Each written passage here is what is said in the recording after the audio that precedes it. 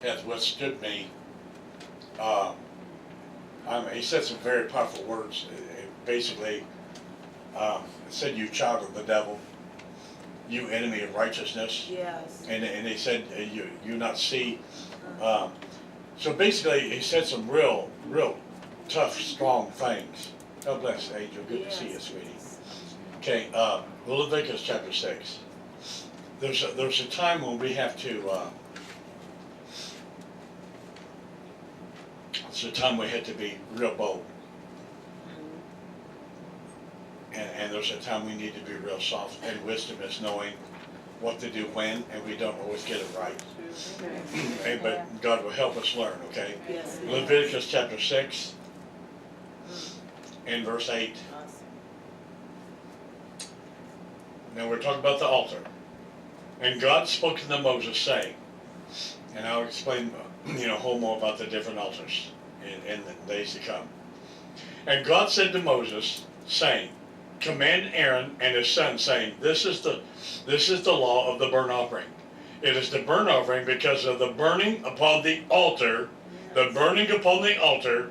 How many want your heart to burn for God? Oh, Amen. How many want to be your heart an altar unto God? Yes. Okay, because the burning upon the altar all night until the morning, and the fire of the altar shall be burning in it. See, fire burning. the fire burning in it, and the priest shall put on his linen garment, and his linen breeches shall he put upon his flesh, and take up the ashes which the fire hath consumed with the burnt offering upon the altar, and he shall put them beside the altar. So we said this again. The fire has consumed the burnt offering upon the altar.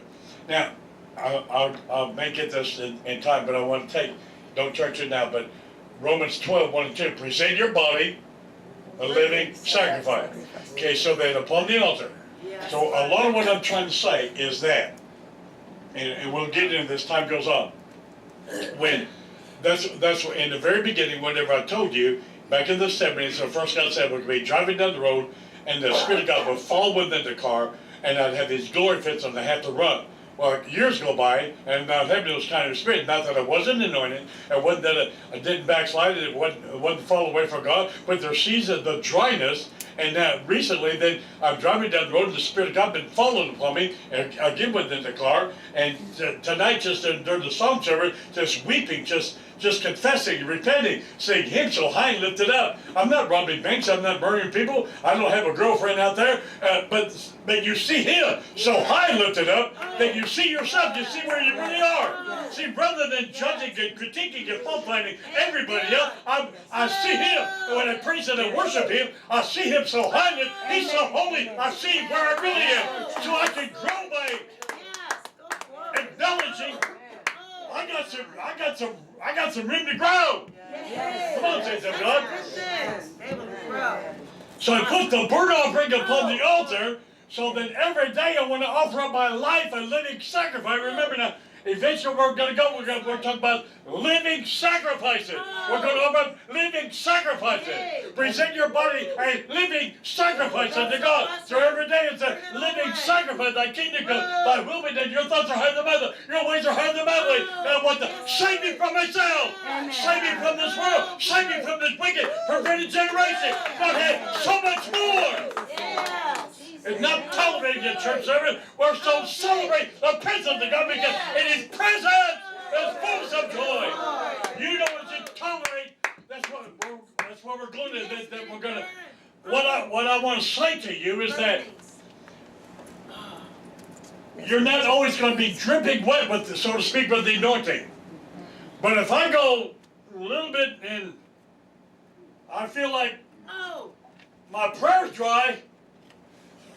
I'm not blaming witches and warlocks. I'm not blaming Ma Paul. Amen. I'm not blaming you. Amen. I want to know what have I done that my prayer is not being accepted, that my praise, that my worship, how come I tried?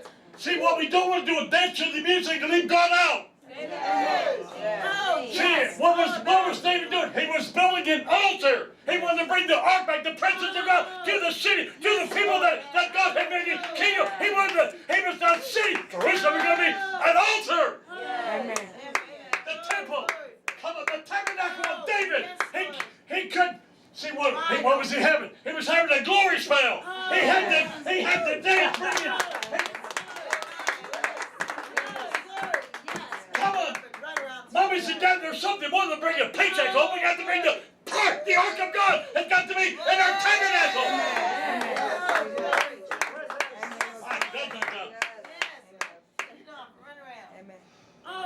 Yes. So he said at the end of verse 10, the fire has consumed. How consumed am I? Have I slipped into the what we call business as usual anointing? Come in, go out. Critique, yes, she should. I like this, I don't like that. Critique with them. I'll find it fine. They examine everybody. Oh, won't let God examine me. I got to get right. I want the fire to fall. I want to be consumed. I want to burn for Jesus. He said the fire should never go out. Yes, Lord. Day and night. A dimly wick I'm not put out. I've flickered before. Come on, a dimly wick I'm not put out. So I've flickered before, so I want to tune you. Yes. I want to burn for God. Amen. Yes. Yes, Lord Jesus. So he said in the end of verse 10, with the fire is consuming the burnt offering upon the altar, and he should put them beside the altar, and he should put off his garment and put on other garments. Put off the sins of the flesh and put on the spirit. Get out of the realm of the flesh and get to the realm of the spirit. Amen. Yes, Lord. You can walk in that door to church service so dry, so oppressed, so tired. But you can put on the garment, put on the garment of purple of the spirit, take off that spirit of heaven and put on the garment of praise. Come on, get ready. Take off that fleshly, take off that dirty garment, put on something clean. Yes, Lord. Oh, Amen, Lord. Lord. Yes. Verse 11, he shall put off his garments and put on the other garments and carry forth the ashes without the camp unto a clean place. Verse 12, and the fire upon the altar shall be burning within.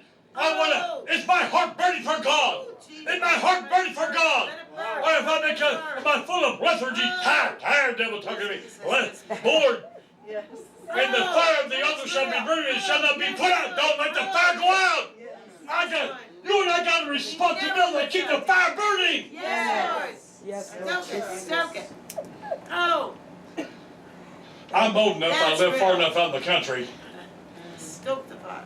We had coal furnace. You had to stoke that fire, and you had to get those clinkers out. Yes.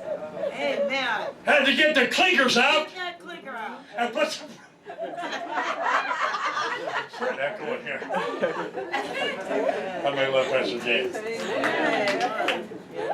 God, give me a wife like her. Yes. God, give me a wife like her. My God, my God, don't tell me God's not good. Amen. God's not to harm that I thought He's ready to harm it away. God, give me a bride like her, a holy woman of God. Don't let the fire go. You and I got to respond. Keep the fire burning. Amen, Lord Jesus. But I don't have to read the Bible trying to get something to tell you. I need God to deal with me. I need my fire to be burning. How can I ignite somebody else if I'm not? Come on, we might be sweltering, we might be dimly wick, we might be flickering, but God said, God's going to ignite you. He's going to trim your wick. He's going to give you some fresh oil. You're going to burn for God. Come on, fire, we're going to hold for fire, revival fire. Consuming, present your body, a living sacrifice. Get ready. Come on, someone praise Him. I can't shut up. He's so good. I can't shut up. I got to praise Him. I got to sing. I got to live. I got to shout. I got to pray. I can't wait to be alone with God and wrestle a town.